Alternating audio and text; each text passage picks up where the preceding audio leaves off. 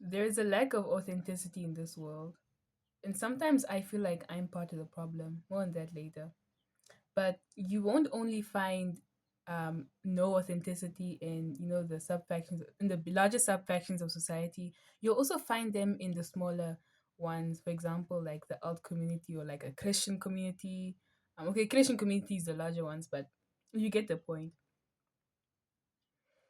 It's almost like if you enter a room, everyone is sort of the same version of something else, like a copy and paste.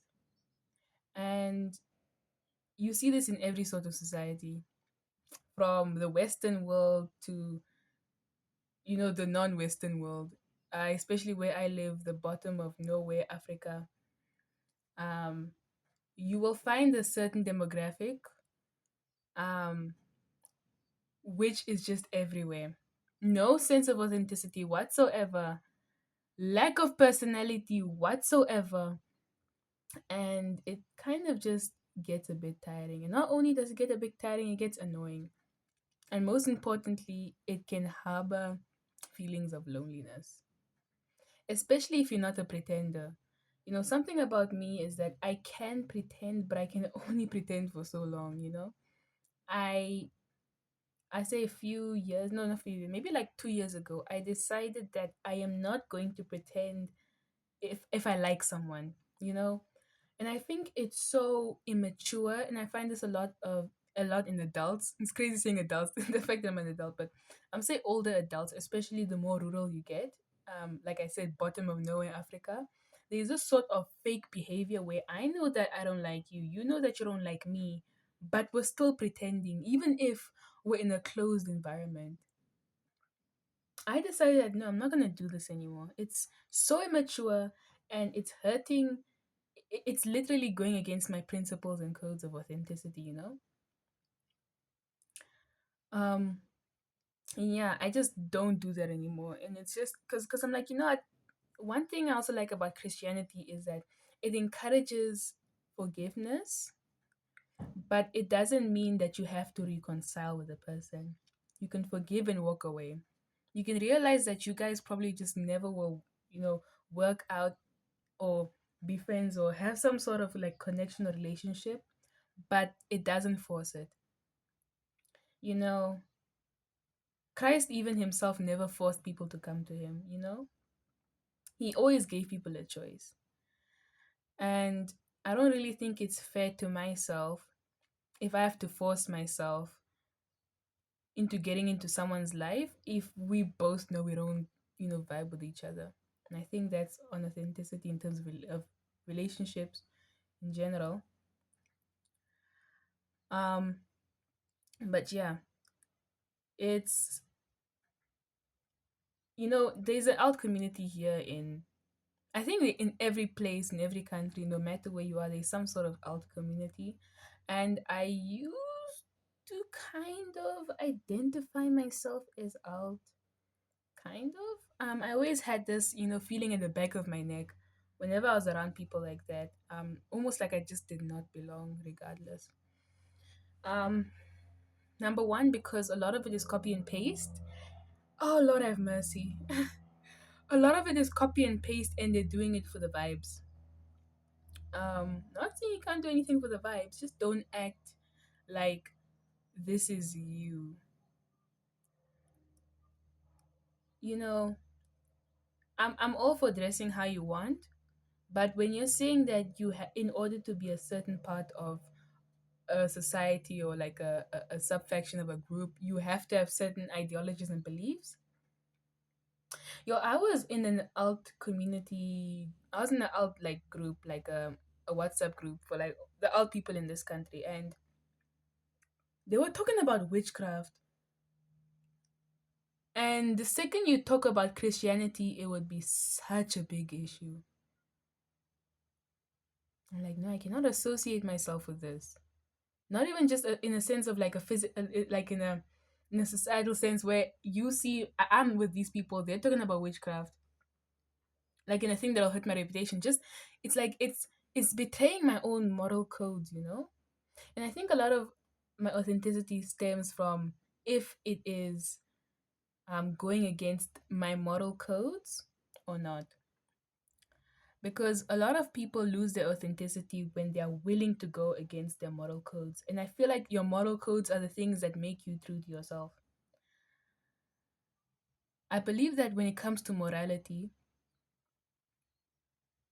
it is not a thing of what you do for society. I hope I'm making sense. I think it's not a thing of what you do for society and how what you do affects society. It's how what you do affects yourself. And it may sound a little bit selfish, but stay with me. If, for example, you maybe one of your moral codes is not to swear, and I don't swear in general, not because even just the religious reasons. I just feel like there's so many other things and so many ways you can phrase your words, um that just sounds more beautiful. You can even create your own words, but yeah. For example, you don't swear, and it's not a thing of where I don't swear because I don't want to make the public feel uncomfortable, although that's a major upside. It's more of a thing of I don't swear because I don't want to generalize, but there is a sort of shift in mentality also when you start engaging and using bad words. If you start using things like if you start using like curse words and whatever, although it may not be for everyone, there is a kind of link between using curse words and just having a sort of one way thinking, if you understand what I mean. There's no sort of like multi connected thinking, or the chances of you having like a more one path way of thinking is much higher. I hope I'm making sense. I feel like not sweating forces you to think also. I think that's where it comes down. But yeah. Um where even was I? Yeah, authenticity, yeah. Moral codes. You stay authentic to your moral codes, and I think that's also where a lot of authenticity stems, because I myself still consider myself, you could consider myself an out person. I'd say I'm more emo than anything, but I don't want to give myself such labels because of what it's really just attached to. There's no authenticity there. I have a kind of like thing that I stick by, is to swim in my own swag. Um because even though someone else can copy your swag, there's a song which says, "They ain't gonna steal my swag. I tell that boy that you can have that." Because even if someone else has your swag, they won't really be seen as that's their swag. They'll see, oh, they're copying so and so swag. So the original swag does belong to so and so, because they've been authentic to their own swag, and they're swimming in their own swag, the swag that they created in themselves. I feel like I'm not making sense. Um, but yeah, there's no sense of authenticity, and it does bother me sometimes, because I feel like you can't really have a conversation with someone and get something new out of it. I feel like a lot of people also might not see me as authentic. I feel like it really does differ from person to person. I don't know if authenticity is subjective or objective. I have to think about that. But I was once talking to this one girl, like casually, um, and she was out, and there's a lot of, even if you aren't the stereotype, I feel like even if you aren't the stereotype of a certain like subfaction, you will most likely start getting those ideas and make those beliefs yours. Now, a lot about the alt community and gothic people is like they are having issues, BPD, all these mom issues, daddy issues, just have mental issues. And I was talking to this one girl, she was so sweet, but she started bringing up like these sort of issues like it's normal, like for someone to have. And I'm like, sis, I know we kind of look like the same sort of vibes, but I don't give in to those sort of things. And it kind of does also hurt me, because in a sense, I guess obviously how you dress is how you're perceived. We cannot change that. We do that for everyone, but Um, it's like, dang, now you're associated with this sort of thing because of the way you dress and because of how people have phrased it in that sort of society or community, I mean. And it's like, dang, now everyone thinks this of me. Do you understand? That's also why I don't want to be. I mean, I just kind of label my own swag as swag, so I don't even want to be associated with those people.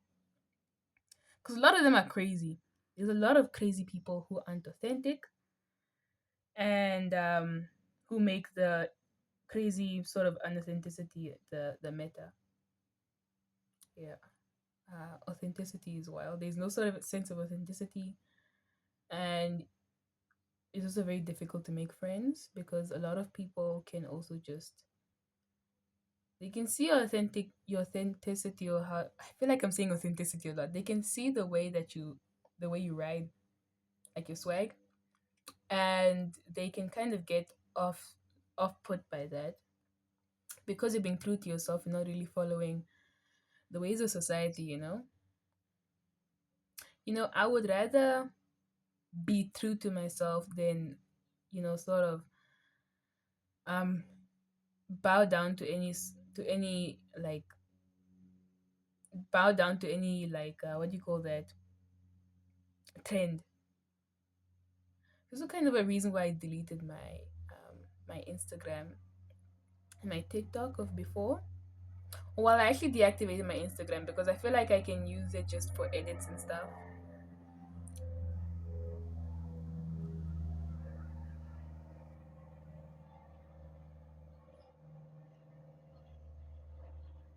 A Cessna, I think that's a Cessna, I'm not sure, but a plane flew over my house. But yeah, um where even was I? Yeah, they'll be off put by that, and that's also why I think that I deleted my Instagram and my TikTok because I felt like I was kind of being pushed into a certain direction that I did not find myself comfortable with.